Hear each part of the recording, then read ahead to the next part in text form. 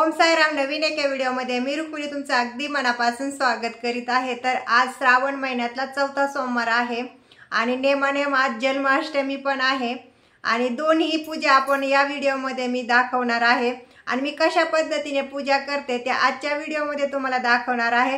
चला मग या व्हिडिओला सुरुवात करूया। तर चौथ्या सोमवारची पूजा मी अगदी सोप्या पद्धतीने मांडणार आहे आणि जन्माष्टमीची जी पूजा असते तीही थोडीशी मी दाखवण्याचा तुम्हाला प्रयत्न करणार आहे, कारण की मी पहिल्याच वेळेस जन्माष्टमीची ही पूजा मी दाखवलेली आहे या व्हिडिओमध्ये। त्यासाठी पूर्ण व्हिडिओ पहा, स्किप करू नका। तर आपण आता पूजेसाठी लागणारे साहित्य पाहूया। तर येथे आपण फुलं घेतलेले आहेत, 3 प्रकारचे फुलं घेतलेले आहेत। त्यानंतर आपण आरती संग्रहाचं पुस्तक घेतलेलं आहे। तर येथे आपण महादेवाची पिंड, गणपती बाप्पाची मूर्ती आणि बालकृष्णाची इथे मूर्ती घेतलेली आहे आणि प्रसादामध्ये आपण काही फळं घेतलेले आहेत। त्यानंतर आपण इथं खोबरा आणि गुळाचा नैवेद्य, बालकृष्णाला आपण येथे मुरमुऱ्याचा नैवेद्य घेतलेला आहे। तर अभिषेकासाठी आपण पंचामृत, दूध आणि पाणी घेतलेलं आहे।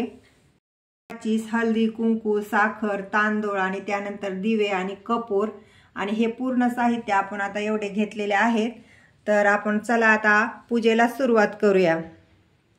हळदीचं लेपन करण्यासाठी इथे आपण गुलाबजल आणि गोमूत्र घेतलेलं आहे आणि थोडंसं पाणी आणि त्यामध्ये हळदी मिक्स केलेली आहे। तर आपल्याला हळदीचं लेपन करायचं आहे। तर आपल्याला उंबरठ्यावरती लावण्यासाठी इथे आपण महालक्ष्मीचे पाऊले आणलेले आहेत। तर आपण आता उंबरठ्याला चिटकून घेऊया। कोल्हापूरच्या अंबाबाईच्या दर्शनासाठी मी कोल्हापूरला गेले होते, त्यावेळेस मी महालक्ष्मीचे जे पाऊले आहेत ते खरेदी केलेले आहेत आणि माझ्या म्हणजे उंबरठ्यावरती पहिले महालक्ष्मीचे पाऊले नव्हते आणि कोणती पूजा करायची म्हटलं तर आपल्याला उंबरठ्यावरती पाऊले पाहिजे, त्यामुळं मग मी रांगोळी काढायचे। तर म्हटलं आपण आता पाऊलेही खरेदी करूया। तर पाऊले आपण आता आणलेले आहेत, आता उंबरठ्यावरती लावलेले आहेत। तर घरामध्ये कोणतीही पूजा असेल तर उंबरठा लेपन केल्याच्या नंतर घरामध्ये एकदम पॉझिटिव्ह एनर्जी राहते। तर आपण आता उंबरठा लेपन करून घेऊया। तर पाऊल्यांच्या भोवताली आपण अशा पद्धतीने आपण आता उंबरठा लेपन करून घ्यायचं आहे। तर आपला आता उंबरठा लेपन करून झालेला आहे। आपण आता दारामध्ये थोडीशी आपण छोटीशी रांगोळी काढून घेऊया। तर श्रावण महिन्यातल्या सोमवारची माझ्या 2 व्हिडिओ मिस झालेले आहेत काही कारणानुसार, त्यामुळं म्हटलं आपण आता चौथ्या सोमवारची पूजा ही एकदम सविस्तर आणि जिथल्या तिथं करून घेऊया। तर उंबरठ्यावरती आपण आता स्वास्तिक काढून घेतलेला आहे। जे महालक्ष्मीच्या पावल्यासोबत जे स्वास्तिक आलेलं आहे ते मी उंबरठ्यावरती लावलेलं नाही, कारण की येता जाता आपल्याला स्वास्तिकला पाय लागले जातील, त्यामुळं मग उंबरठ्यावरती मी स्वास्तिक चिपकवलेलं नाही। तर रांगोळीचं स्वास्तिक काढून घेतलेलं आहे, म्हणजे जेव्हा पूजा असेल तेव्हा स्वास्तिक काढून घ्यायचं। तर अशा पद्धतीने मी हाताने छोटीशी रांगोळी काढून घेतलेली आहे आणि अशा पद्धतीने आता मी डिझाईन तयार केलेली आहे।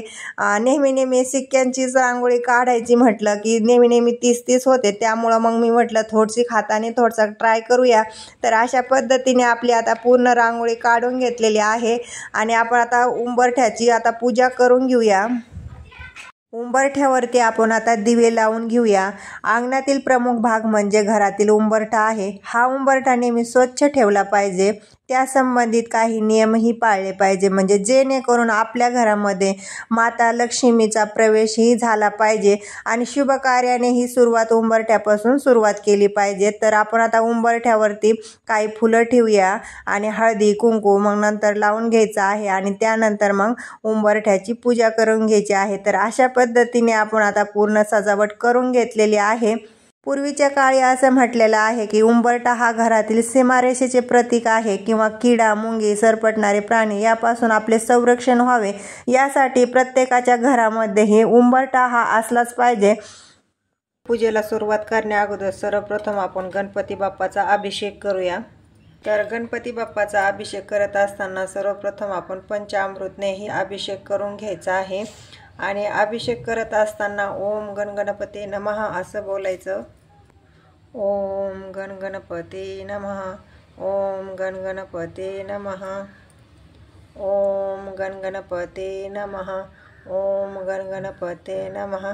तर गणपती बाप्पाला आपण आता स्वच्छ पाण्याने धुवून घेतलेला आहे। तर गणपती बाप्पाला आपण आता कॉटनच्या कपड्याने पुसून घ्यायचं आहे। तर येथे आपण छोटीशी महादेवाची मूर्ती घेतलेली आहे। तर आपण आता महादेवाचाही अभिषेक करून घेऊया। महादेवाच्या पिंडीचाही अभिषेक करून घ्यायचा आहे। सर्वप्रथम आपण दुधाने आणि पंचामृतने आपण आता अभिषेक करून घेऊया। तर येथे आपण छोटीशीच मूर्ती घेतलेली आहे। तर पंचामृतनेही अभिषेक करून घ्यायचा आहे। ओम शंभू शंकराय नमः, ओम शंभू शंकराय नमः। तर आपण आता स्वच्छ पाण्याने महादेवाची पिंड ही धुवून घ्यायची आहे। आपण आता स्वच्छ पाण्याने धुवून घेतलेले आहे। कॉटनच्या कपड्याने आपण आता पुसून घेऊया। तर आज जन्माष्टमी आहे, त्यासाठी आपण आता बालकृष्णाचाही अभिषेक करून घेऊया। सर्वप्रथम आपण आता पंचामृतनेही अभिषेक करून घ्यायचा आहे।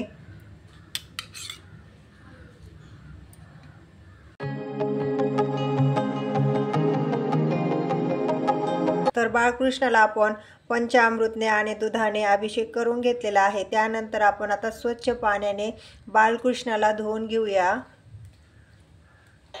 त्यानंतर मग कॉटनच्या कपड्याने पुसून घेऊया। तर आपल्याला दिवा प्रज्वलित करून घ्यायचा आहे, त्यासाठी आपण आता अक्षदा टाकूया। तर आपण आता अक्षदालाही हळदी कुंकू लावून घेऊया।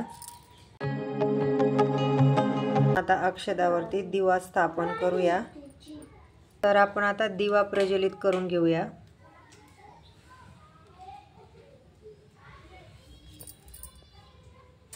तर दिवा प्रज्वलित करून घेतलेला आहे। तर आपण आता पूजेला सुरुवात करूया। तर आपण आता पाटावरती पांढरं वस्त्र टाकून घेतलेलं आहे। कोणत्याही पूजेला सुरुवात करण्या अगोदर सर्वप्रथम आपण आता गणपती बाप्पाची आपण आता स्थापना करूया। तर गणपती बाप्पाला अष्टगंध लावूया। त्यानंतर आपण हळदी कुंकू लावून घ्यायचं आहे। तर आपण गणपती बाप्पालाही फुलं वाहूया। तर आपली आता गणपती बाप्पाची स्थापना झालेली आहे। तर आपण आता महादेवाची पिंडीची स्थापना करायची आहे। तर ताटामध्ये आपण अक्षदा ठेवूया आणि अक्षदावरती आपण आता महादेवाची पिंड स्थापन करूया। आपण आता महादेवाच्या पिंडीवरती हळदी कुंकू लावून घेऊया।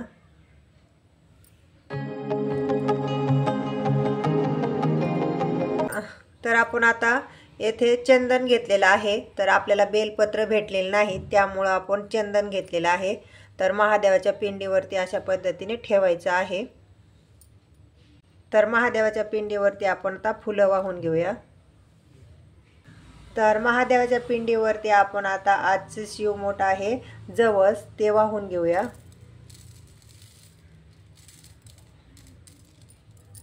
येथे आपण महादेवाच्या पिंडीची स्थापना केलेली आहे। तर आपल्याला जेवढे फुलं व्हायचे आहेत तेवढे फुलं वाहून घेऊया। तर शंकर महादेवांना पांढरे फूल खूपच प्रिय आहे, त्यासाठी आपण आता पांढरे फुलं वाहून घेऊया। तर आपण आता पांढरे फुलं सारे वाहून घेऊया। तर 108 आपण आता बेलपत्र वाहून घ्यायचे आहेत। तर आपल्याकडे बेलपत्र नाहीत, त्यामुळे आपण चंदन वाहून घेतलेलं आहे। तर आपली मूर्ती छोटी आहे, त्यामुळे मग आपण इथे 2च बेलपत्र आपण वाहून घेतलेले आहेत। तर आपल्याला जेवढे पाहिजे आहेत तेवढे फुलं वाहून घेऊया।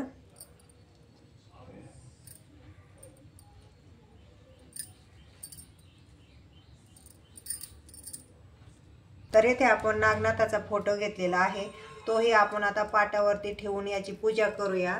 तर या फोटोला आपण स्वच्छ कपड्याने पुसून घेतलेला आहे। त्यानंतर आपण आता पाटावरती ठेवूया। व्हाईट कलरचा हार बनवलेला आहे, ते आपण आता लावूया। तर शंकर महादेवांना पांढरे फुलं खूपच प्रिय आहेत, त्यामुळे आपण या फोटोला व्हाईट कलरचाच हार घातलेला आहे।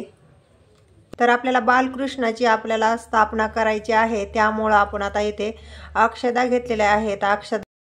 तर अक्षदावरती आपण आता बालकृष्णाची स्थापना करूया। तर बालकृष्णाला आपण आता चंदन लावून घेऊया। तर आपण बालकृष्णाला चंदन लावल्याच्या नंतर त्यावरती आपण आता कुंकू लावूया आणि बालकृष्णाला आपण आता फुलं वाहून घेऊया। तर सिंपल अशी आपण आता बालकृष्णाची स्थापना केलेली आहे। तर बालकृष्णासाठी लाह्याचा नैवेद्य आपण आता ठेवूया।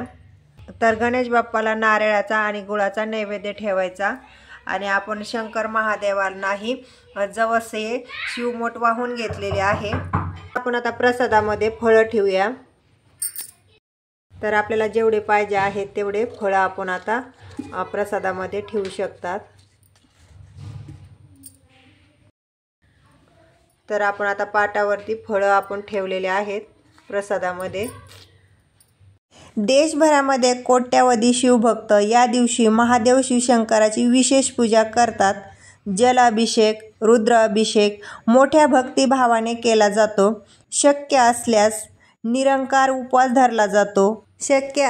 निरंकार उपवास करावा। आपल्या घरातील शिवलिंगाची ही पूजा करावी। जर शिवलिंग उपलब्ध नसेल तर एखादा फोटो असेल त्या फोटोची ही पूजा करू शकतात।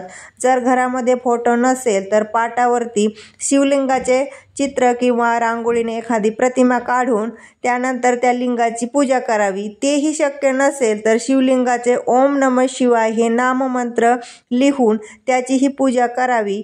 त्यानंतर शिवशंकरांना प्रिय असणारे बेलाचे बेलपत्र हे एकच वाहावे, म्हणजे आपली पूजा ही पूर्ण होते बेलपत्र वाहिल्याच्या नंतर। चौथा श्रावणी सोमवारचे येथे आपण सकाळीच पूजा मांडून घेतलेली आहे। तर सायंकाळचे आता 6 वाजलेले आहेत। तर आपण आता सर्व दिवे लावून घेऊया आणि आता आपण पूजेला सुरुवात करूया। शिवशंकराचे ध्यान करावे। ओम नमः शिवाय, ओम नमः शिवाय असा मंत्रही म्हटला पाहिजे। आणि शंभूशंकराची काही कहाणीचे व्रताचे पुस्तक असेल ते आपण वाचले पाहिजे या दिवशी। कृष्ण हा हिंदू धर्मातील एक देव आहे। विष्णूचा 8वा अवतार आणि वैष्णव पंथामधील सर्वोत्तम देवता म्हणून त्यांना पूजा केली जाते। कृष्ण हा संरक्षण, करुणा, माया, प्रेमाचा देव असून तो भारतीय देवतांमध्ये सर्वात लोकप्रिय असा मानला जातो। त्यांना अनेक नावाने हे संबोधले जाते। कन्हैया, श्याम, गोपाल, केशव, द्वारकेश आणि द्वारकाधीश, वसुदेव इत्यादी नावाने ओळखले जाते। कृष्ण एक निस्वार्थ आणि कर्मयोगी, एक आदर्श तत्वज्ञानी आणि एक ज्ञानी देवी साधन संपत्ती असलेला हा एक महान व्यक्तिमत्व होता। त्यांचा जन्म द्वापार युगात झालेला होता। त्यांना या युगातील सर्वोत्तम पुरुष आणि युगपुरुष किंवा युगावतार म्हणूनही स्थान देण्यात आलेले आहे। महाभारतामध्ये सविस्तर माहिती ही कृष्णांची आणि अर्जुनाची दिलेली आहे। चौथ्या श्रावणी सोमवारची पूजा आणि श्रीकृष्णाची पूजा म्हणजे जन्माष्टमीची पूजा येथे मी दोन्ही दाखवलेल्या आहेत। एकदम सोप्या आणि सिंपल पद्धतीने जसं आहे तसं मी माझ्या पद्धतीने मी पूजा करून दाखवलेली आहे। आणि आवडल्यास लाईक करा, शेअर करा आणि चॅनलवर जर तुम्ही नवीन आला असाल तर सबस्क्राईब करा। त्यानंतर आपण आता तुळशीची ही पूजा करून घ्यायची आहे। तुळशीला आपण हळदी कुंकू लावून घ्यायचं आहे आणि त्यानंतर दिवाबत्तीही लावून घ्यायची आहे। आणि आपण आता अगरबत्ती ही तुळशीसमोर लावूया।